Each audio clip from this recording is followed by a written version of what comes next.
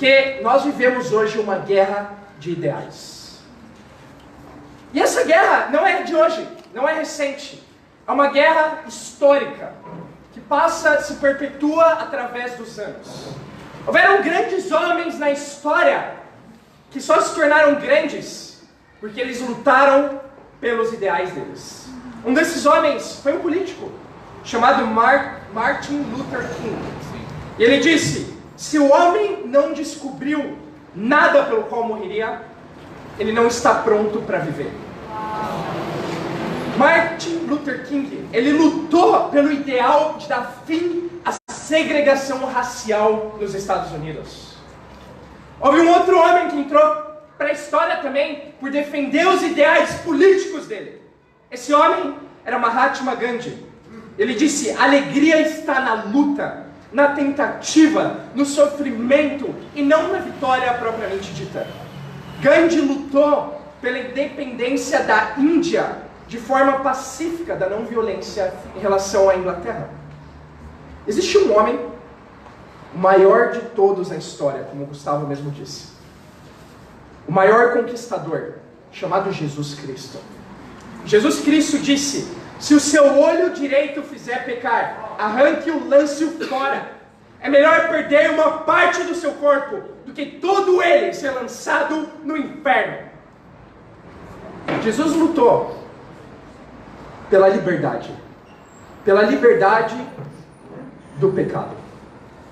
Essa foi a luta, esse foi o ideal que Jesus Cristo defendeu.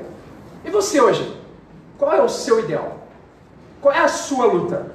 Qual é a sua bandeira? Você está disposto a lutar pelo que hoje? Você está disposto a morrer pelo que essa manhã? Nós hoje, cada um de nós, fomos chamados a aprender a lutar e a viver pelos ideais de Deus. E hoje, esse é o título da nossa aula: Vivendo com Ideais. Vamos lá comigo, vamos ver um homem hoje na Bíblia que lutou até o fim, não pelos ideais dele, mas pelos ideais de Deus. Vamos lá comigo em 1 Samuel, capítulo 13, versículo 16. Vamos lá, Vamos lá, Vitor.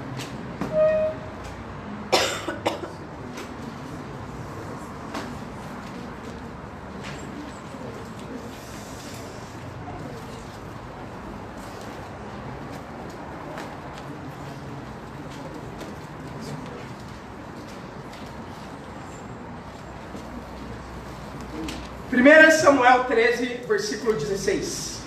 Saul e seu filho Jonatas, acompanhados de seus soldados, ficaram em Gibeá de Benjamim, enquanto os filisteus estavam acampados em Micmas. Uma tropa de ataque saiu do acampamento filisteu em 3 divisões. Uma foi em direção a Ofrá, nos arredores de Sual, outra em direção a Bet-Horon, e a terceira em direção à região fronteiriça, de onde se avista o vale de Zeboim, diante do deserto. Naquela época não havia nem mesmo um único ferreiro em toda a terra de Israel, pois os filisteus não queriam que os hebreus fizessem espadas e lanças. Assim eles tinham que ir aos filisteus para afiar seus arados, enxadas, machados e foices. O preço para afiar rastelos e enxadas era 8 gramas de prata, e 4 gramas de prata para afiar tridentes, machados e pontas de aguilhadas. Por isso, no dia da batalha, nenhum soldado de Saul e Jonatas tinha espada ou lança nas mãos, exceto o próprio Saul e seu filho Jonatas. Os homens que lutam pelos seus ideais, como os 3 que eu citei no começo, foram homens que se levantaram em tempos de crise. Você acha que o Brasil está em crise? Você acha que o Brasil tem problemas? É claro que tem. O desemprego, a fome, a pobreza, a miséria que muitas pessoas passam, a corrupção também. Mas se você acha que o Brasil tinha problemas, imagina Israel nessa época. Israel vivia uma crise das mais terríveis da história. A Bíblia diz que eles estavam numa crise não só econômica, financeira, não só uma crise política, mas os inimigos deles os dominaram, os filisteus. E a Bíblia diz que naquela época eles nem sequer tinham armas para se defender. Tudo que Israel tinha eram 2 espadas. Uma com Saul e uma com Jonatas. E é isso. Mas é justamente nos tempos de crise que homens se levantam pelos ideais que eles defendem. E Jonatas, nós vamos ver hoje, se levantou pelos ideais de Deus. Sim. E é sobre a história dele que a gente vai ver hoje. 1 Samuel 14, versículo 1. Vamos lá. Certo dia, Jonatas, filho de Saul, disse ao seu jovem escudeiro: vamos ao destacamento filisteu do outro lado. Ele, porém, não contou isso ao seu pai. Saul estava sentado debaixo de uma romanceira na fronteira de Gibeá, em Migron. Com ele estavam 600 soldados, entre os quais Aias, que levava o colete sacerdotal. Ele era o filho de Aitube, irmão de Icabode, filho de Finéias e neto de Eli, o sacerdote do Senhor, em Siló. Ninguém sabia que Jonatas havia saído. Em cada lado do desfiladeiro que Jonatas pretendia atravessar para chegar ao destacamento filisteu, havia um penhasco íngreme, que se chamava Bozés, o outro Sené. Havia um penhasco ao norte, na direção de Miquimás, e outro ao sul, na direção de Geba. Vamos parar aqui nesse momento. A Bíblia diz que Jonatas, percebendo o tempo de crise, ele decide se levantar e fazer algo. Fazer algo pela nação de Israel.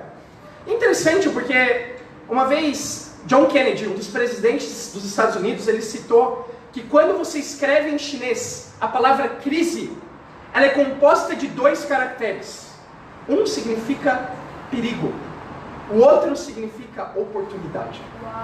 Então, tempos de crise são sim tempos de perigo. Era um tempo de grande perigo para Israel, mas Jonatas decidiu ver a crise como uma oportunidade de trazer a vitória para Deus.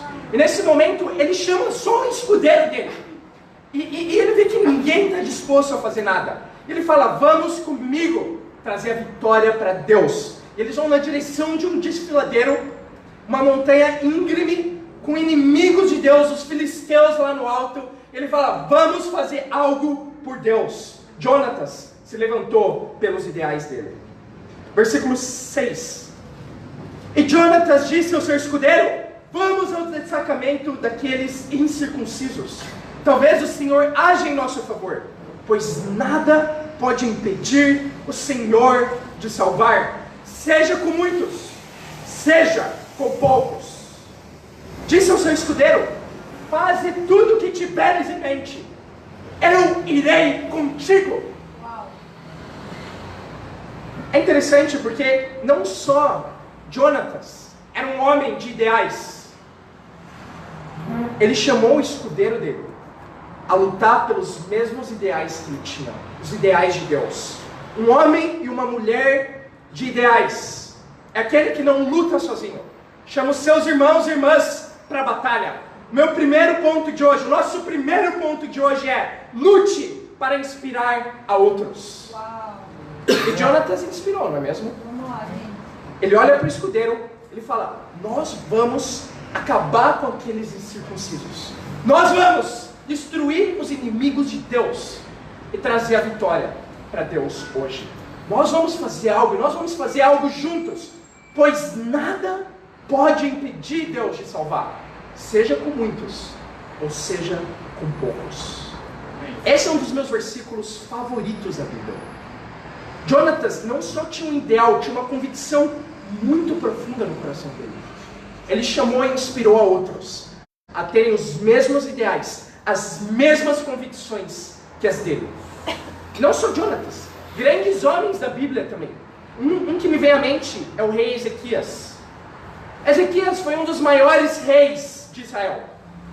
Ele simplesmente, numa época de crise também, quando o templo de Deus, onde as pessoas adoravam a Deus, se tornou um templo para adorar outros deuses, a ídolos, a sacrificar para esses ídolos, que era algo terrível, inimaginável. Quando o templo foi construído, Ezequias se levantou. E não sozinho, ele chamou o povo a se levantar com ele, e naquele momento, eles purificaram o templo. Isso é descrito em 2 Crônicas 36. Perdão, 2 Crônicas 29. E nesse capítulo, a Bíblia fala de como Ezequias reconstruiu e purificou o templo, tirou os ídolos, tirou os altares de sacrifício e fez um dos maiores cultos a Deus. E todo o povo ofertou naquele dia. No final do versículo 29, não precisa ir lá, mas 2 Crônicas 29 e 36. A Bíblia diz que Ezequias e todo o povo regozijavam-se com o que Deus havia feito por seu povo. E tudo em tão pouco tempo. A Bíblia usa essas palavras. Em tão pouco tempo. Qual é a conclusão que a gente chega aqui? Que nada pode impedir Deus de salvar. Seja com muito tempo, ou seja com pouco tempo. Deus purificou o templo, salvou o povo dele da idolatria em tão pouco tempo, a Bíblia fala. E não só Ezequias no Antigo Testamento ou Jonatas, no Novo Testamento também. A gente vê Jesus Cristo. Jesus, em Marcos 6, a Bíblia relata, quando ele pregava no deserto para uma multidão, ele viu as pessoas com fome e sentiu compaixão delas. Ele fala, eu não posso deixar esse povo morrer no deserto.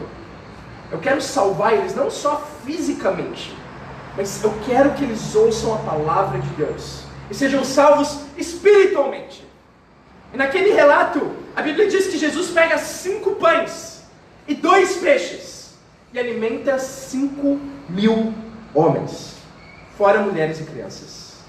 A gente chega à seguinte conclusão, que nada pode impedir a Deus de salvar, seja com muitos recursos, seja com poucos recursos, seja com muito dinheiro, seja com pouco dinheiro.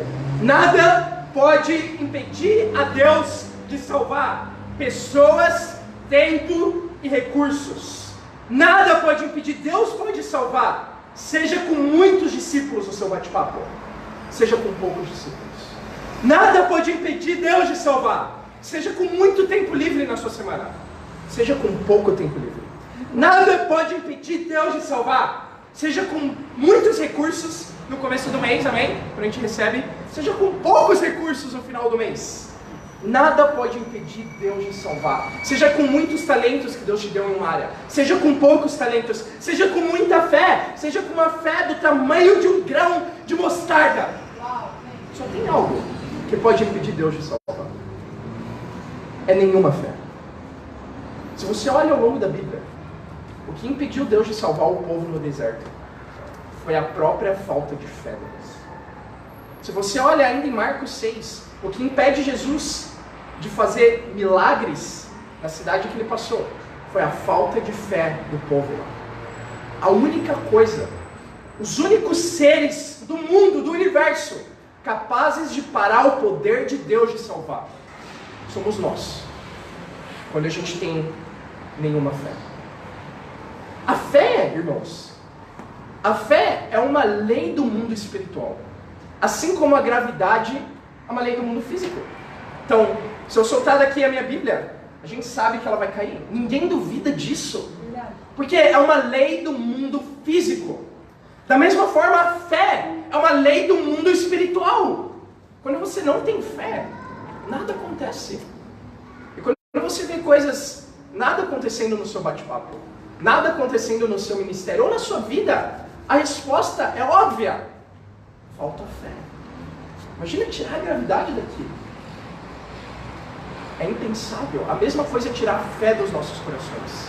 Mas quando a gente tem fé, as coisas acontecem, amém? Quando a gente ora e muda o nosso coração, é como uma lei do universo espiritual, uma lei que rege o universo espiritual. E com fé, com os ideais de Deus, Ele vai dar a vitória. Amém? Você sente que você está sem fé hoje? Você vê áreas da sua vida que você não tem fé, assim?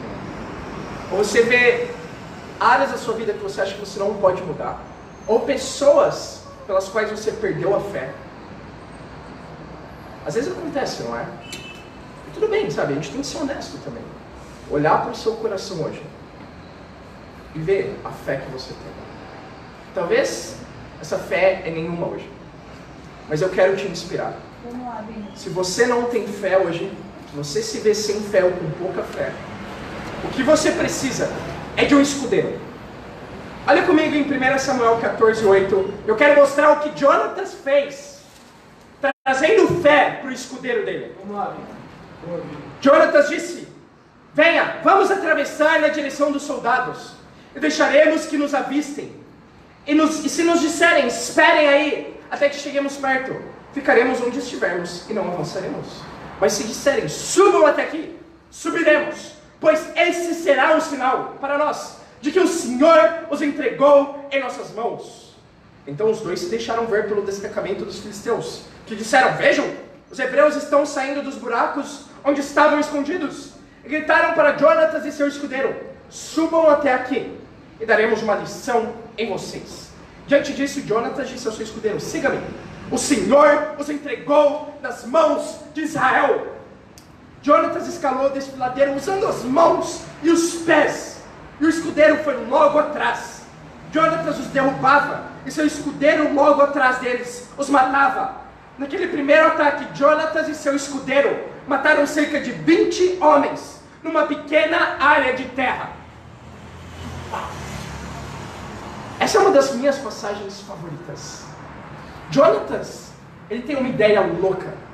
E ele chama o escudeiro a acreditar nessa ideia. Ele fala: olha lá, olha aquele desfiladeiro, a gente vai matar cada um daqueles filisteus. Por quê? Porque Deus pode salvar, seja com muitos ou seja com poucos. Você acredita em mim? E o escudeiro falou: acredito, vamos lá. Então essa não é mais a minha ideia. Essa é a nossa ideia louca.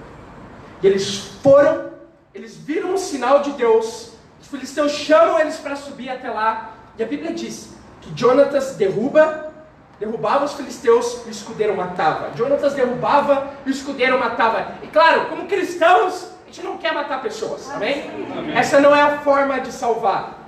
Como era naquele tempo, era uma guerra física.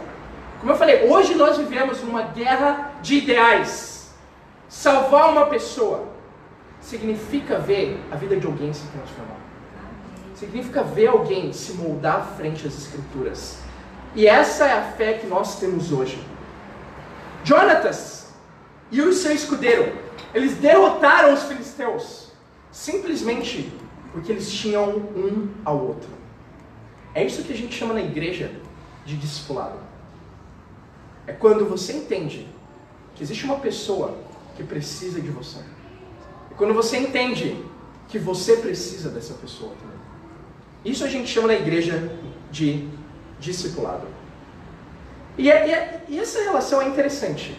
A gente vê na vida de Jonatas. Ele entendia: esse escudeiro, ele precisa de mim, mas eu também preciso dele. A gente só vai trazer a vitória a Deus trabalhando, lutando juntos. E não só. E eu vejo como Jonatas entendia isso. Talvez o escudeiro era o discípulo dele, amém? E Jonatas era o discipulador do escudeiro. Mas Jonatas entendia bem a relação de discipulado. Quer ver? Olha comigo em 1 Samuel 23. Vamos lá, Vini. Vamos lá. Vamos, Vini. Vamos lá, Vini. 1 Samuel 23, 16. A Bíblia diz: e Jonatas, filho de Saul, foi falar com ele em Oressa, e o ajudou a encontrar forças em Deus.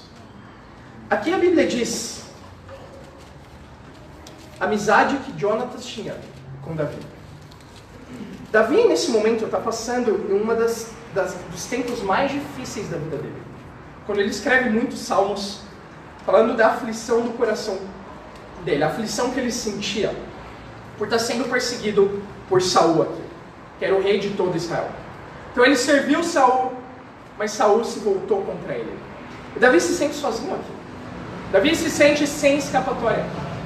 Mas até que vem Jonatas, e a Bíblia diz que Jonatas ajudou Davi a encontrar forças em Deus. Esse é o coração do discipulado. Discipulado nada mais é do que reintroduzir Jesus para uma pessoa. É quando você vê as pessoas, seus irmãos e irmãs, lutando as batalhas da semana, e ajuda eles a reencontrar forças em Deus. É por isso que eu tenho a profunda convicção que discipulado não é opcional na igreja. Discipulado é um mandamento de Jesus, para que cada um de nós seja capaz de encontrar as forças em Deus, cada dia nas nossas batalhas. Mas eu tenho que te perguntar, discipulado tem sido opcional para você? Ou a sua convicção é que esse é um mandamento de Cristo? É só ver a sua semana.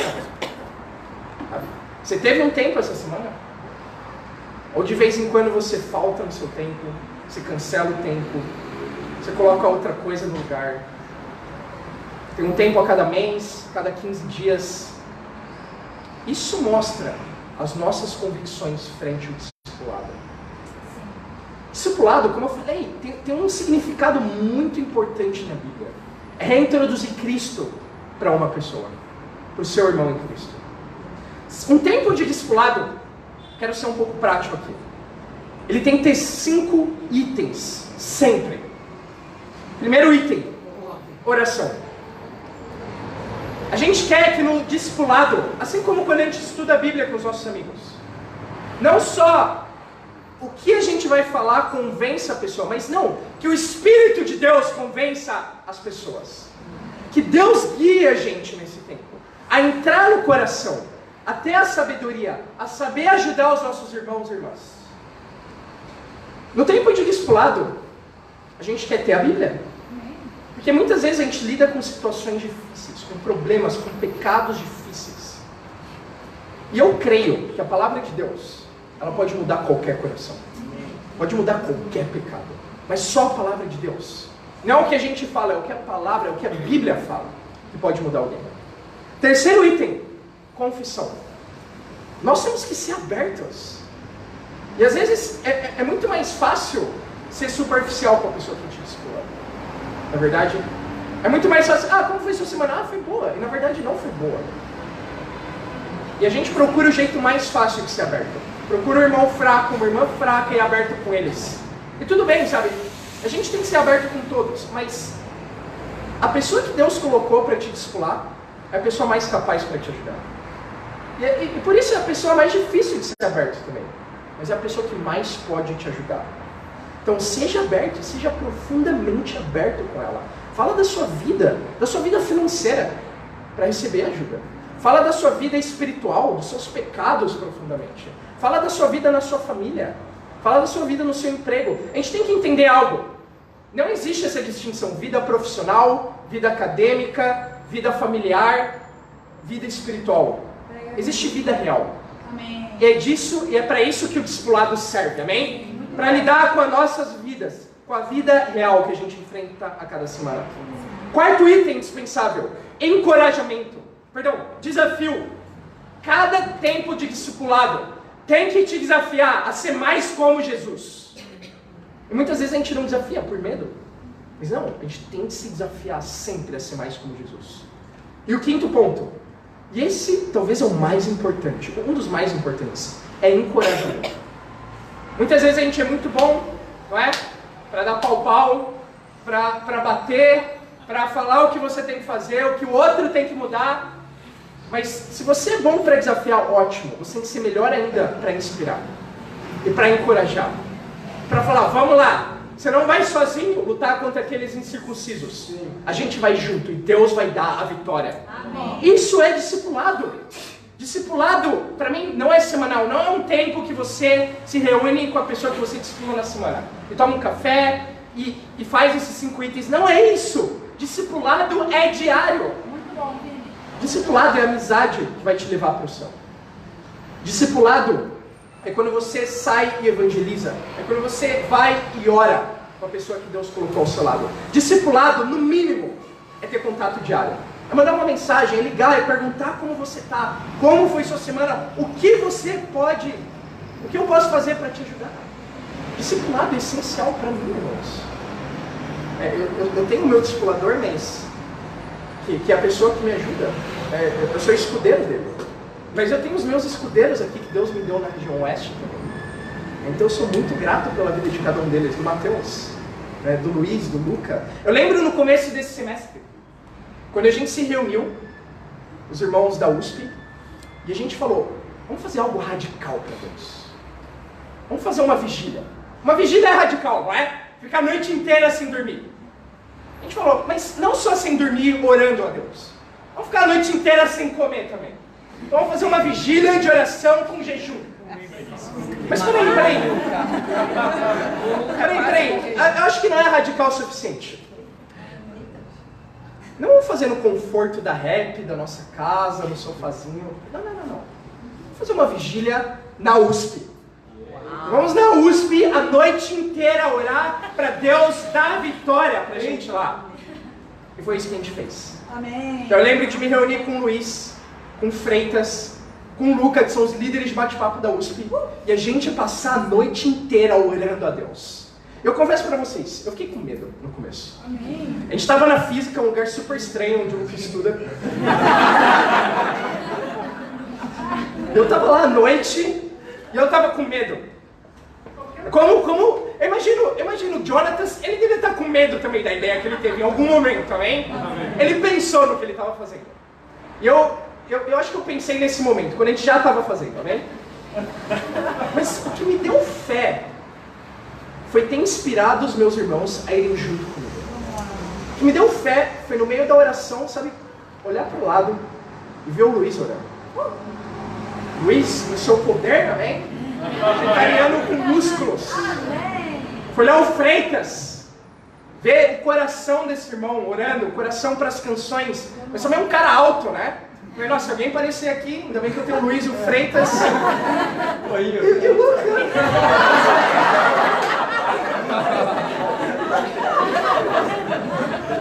Luca? Luca, tudo bem, é a isca. É o que vai Luca é o que fica pra trás e a gente vem. Mas sabe, depois de orar a noite inteira com os meus irmãos, na física onde a gente tem bate-papo, na química onde a gente tem bate-papo, no CP onde tem os esportes, na poli onde a gente tem bate-papo, eu não tive dúvidas mais de que Deus ia nos dar a vitória. Amém? De que não só eu saí inspirado de lá essa noite, mas de que o Luiz, de que o Luca, de que o Gabriel saíram de lá inspirados. E de que não só eles saíram inspirados, mas de que eles iriam inspirar a outros. Meu desafio para você é esse. Tenha escudeiros ao seu lado. A gente não é capaz de trazer a vitória a Deus sozinho. Eu preciso desses homens. Eles precisam de mim. Nós precisamos, e eles precisam de outros que precisam deles. E cada um de nós precisa um dos outros. Você precisa dos seus escudeiros. E eles precisam de você também. Amém. Lute para inspirar a outros. Segundo e último ponto. Eu penso na radicalidade de Jonatas. Foi bem radical orar a noite inteira. Foi algo que eu nunca tinha feito na USP, que é um pouco perigosa também. Qual foi a última coisa radical que você fez para Deus? Pessoas são radicais naquilo que elas amam. O brasileiro é muito radical com futebol, não é? Por quê? Porque o brasileiro ama futebol. Eu penso nos corintianos. Durante o Mundial, quando eles foram jogar o Mundial lá no Japão, vários corintianos venderam um carro deles para viajar. Ficaram sem carro. Vários corintianos faltaram no trabalho. Foram demitidos depois. Para ir lá e ver o jogo. Muitos foram para o Japão sem ter dinheiro. Sem ter o ingresso. Mas eles foram lá. Por quê? Porque eles amam o time deles. Quanto mais nós temos que amar Deus, sermos radicais para Deus. Mas não se engane, antes eu achava que ser radical era isso. É deixar tudo e fazer algo muito louco. É deixar tudo no meu dia e compartilhar a fé com 100 pessoas. Antes eu achava que ser radical era isso. É vender tudo que eu tinha e eu sozinho num time missionário. Tudo isso é ser radical, sem dúvida. Mas a maior forma de ser radical para Deus começa quando você inspira outros e no final inspira a todos. A maior forma de ser radical é quando o seu alvo é inspirar a todos com o seu exemplo. Jonatas, ele não só inspirou o escudeiro dele. A gente vai ler agora que Jonatas inspirou a todos em Israel. Vamos continuar lendo. Vamos lá. 1 Samuel 14, versículo 15. Quando Davi está... Opa, vamos voltar. Estava em 23. 1 Samuel 14, 15. Então caiu terror sobre todo o exército filisteu. Tanto sobre os que estavam no acampamento e no campo, sobre os que estavam nos destacamentos. E até mesmo nas tropas de ataque. O chão tremeu e houve um pânico terrível. As sentinelas de Saul em Gibeá de Benjamim viram o exército filisteu se dispersando, correndo em todas as direções. Então Saul disse aos seus soldados: contem os soldados e vejam quem está faltando. Quando fizerem, viram que Jonatas e seu escudeiro não estavam presentes. A Bíblia diz que a radicalidade, o coração de Jonatas, inspirou tanto o escudeiro dele, inspirou tanto, que inspirou até a Deus. A radicalidade de Jonatas inspirou não só o escudeiro, inspirou também a Deus. E a Bíblia diz que Deus, ele enviou um terremoto. Os filisteus entraram em pânico. Eles começaram a correr e lutar uns contra os outros. Deus ficou animado. Amém? E quando Deus fica animado, você sabe que coisas boas vão acontecer. Isso é muito profundo. Mas se você é capaz de mudar o coração de Deus pela sua oração, você é capaz de mudar o seu ministério. Na verdade, você não é capaz de mudar o seu ministério. Deus é capaz de mudar o seu ministério.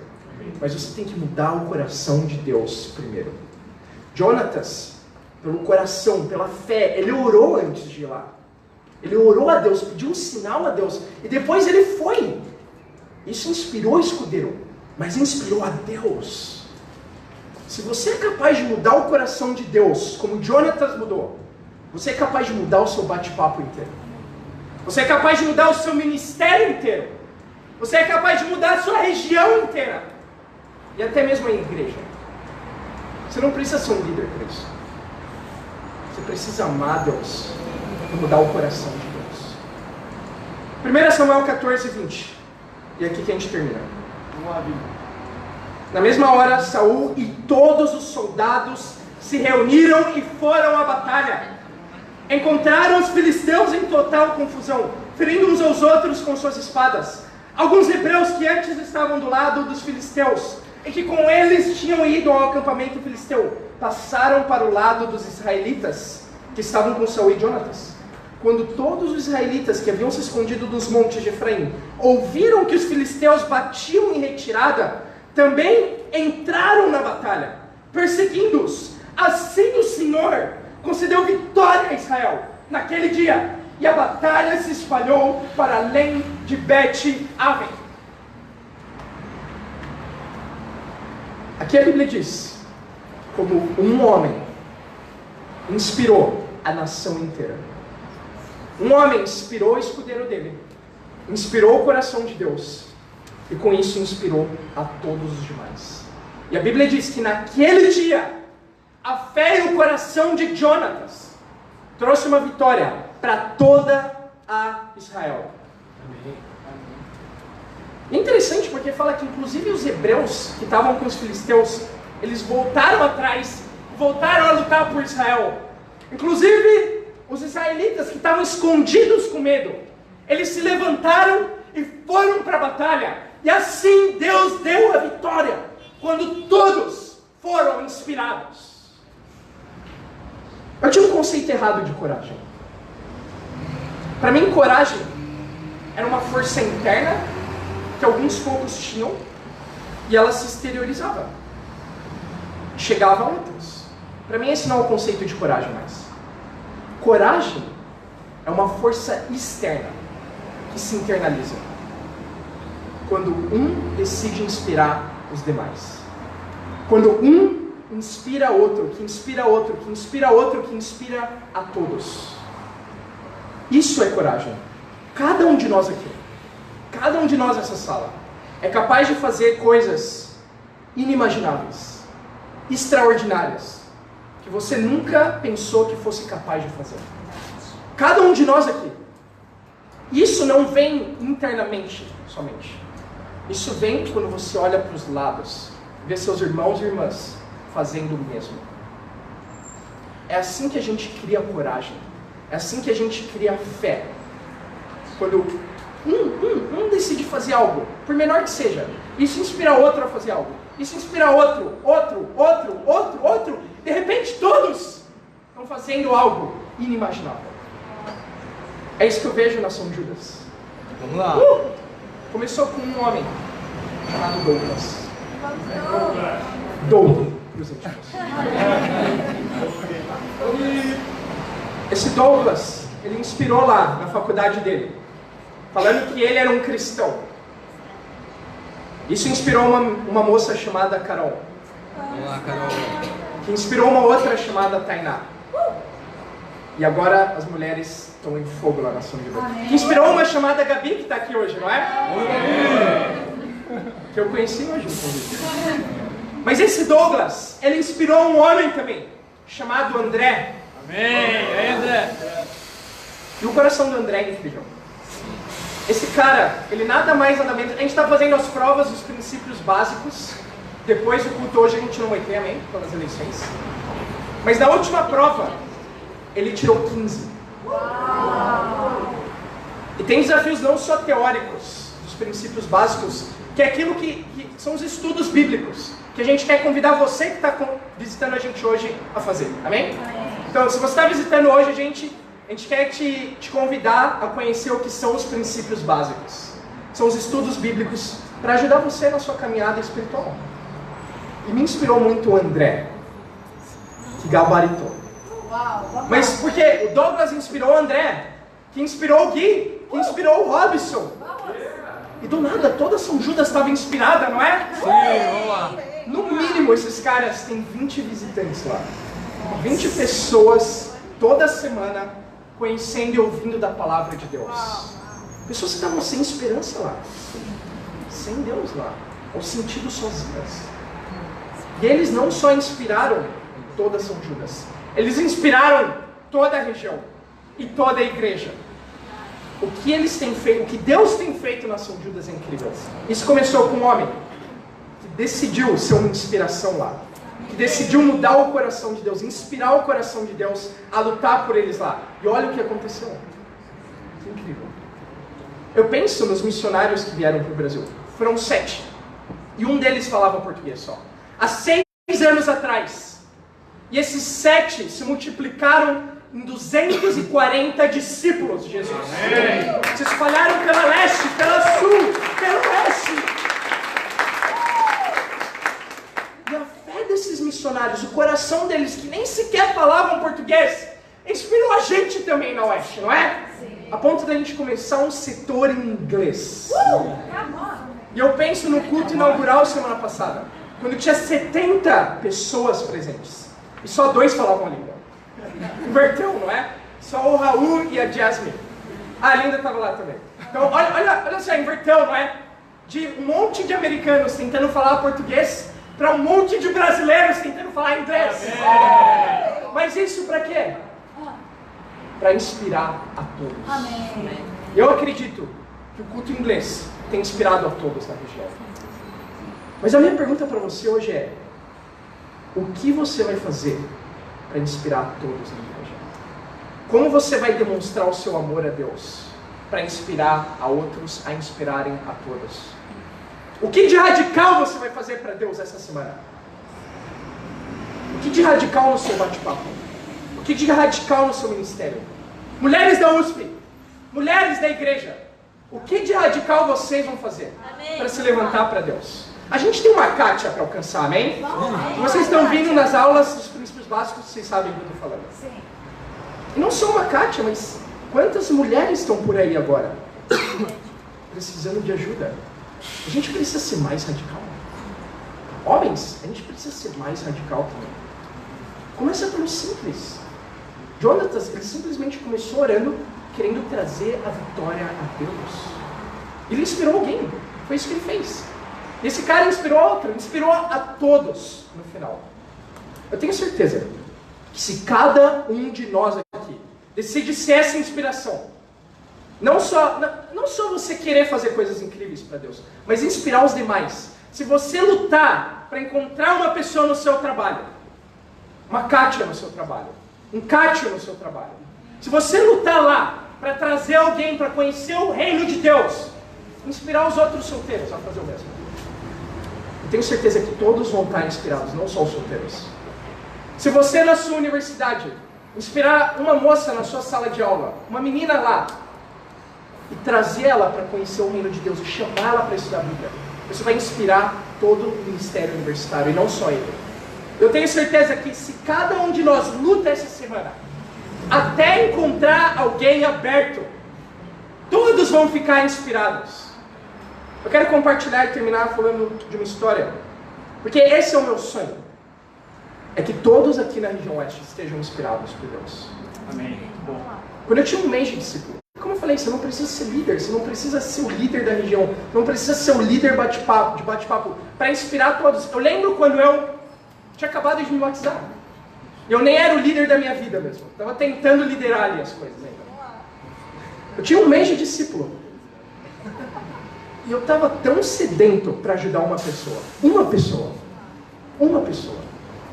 Eu lembro uma campanha que a gente teve na FATEC, que é uma universidade ali da região norte. E eu de São Bernardo chegava lá todos os dias da semana, 6 da manhã, para a gente orar juntos lá, e evangelizar, levar o conhecimento do reino de Deus para outras pessoas. Mas não só isso. Eu queria pessoalmente aprender a fazer os estudos bíblicos com as pessoas, a poder impactar a vida de alguém como eu fui impactado. Eu lembro que essa era a minha oração. Deus me ajuda a encontrar alguém para estudar a Bíblia. E eu fui lá, eu junto com outro irmão, Caio Lopes. Então eu era o escudeiro dele. E a gente foi lá, eu falei, Caio, por favor, tá comigo no meu primeiro estudo. E a gente foi, e a gente evangelizou, a gente convidava pessoas, a gente ficou a manhã inteira, aquele dia, e ninguém quis estudar a Bíblia no dia. Eu falei, Caio, eu não vou sair daqui até alguém estudar a Bíblia hoje.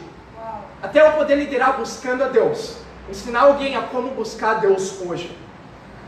E ninguém quis. Então, a FATEC, acho que tinha aula de manhã só naquele dia, a gente decidiu ir para a USP. E a gente ficou a tarde toda, até a noite. A gente ficou das 6 da manhã até as 6 da noite. 6 horas da noite, tá? 6 e 8. A gente ficou de manhã até a noite evangelizando. E no final, a gente encontrou um cara, curiosamente na física, que aceitou estudar a Bíblia na hora. Eu recebi uma mensagem de um irmão do México essa semana, falando que ele ouviu dessa história lá sendo contada. Isso inspirou muito o coração dele. Mas quem sou eu? Sabe? Quem somos nós? Mas eu sei que mesmo não sendo nada, mesmo não merecendo nada, as nossas decisões são capazes de inspirar muito mais do que a gente pode imaginar.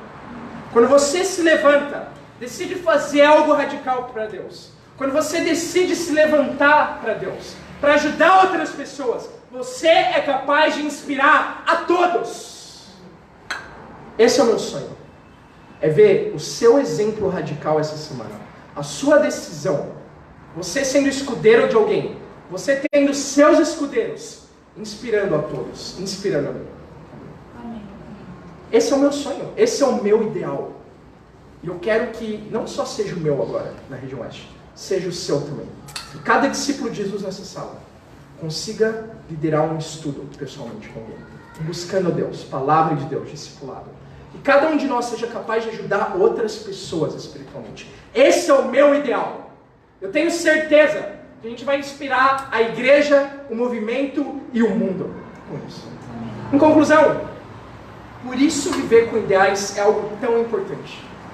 Porque somente tendo o ideal e lutando por ele, a gente é capaz de inspirar outros. E como eu falei, outros inspirarem a outros, a inspirarem a todos. E quando a gente tem uma igreja inspirada para lutar pelos ideais de Deus, eu tenho certeza que a gente vai estar fazendo muito mais do que a gente imaginou um dia. Para Deus seja a glória. Amém.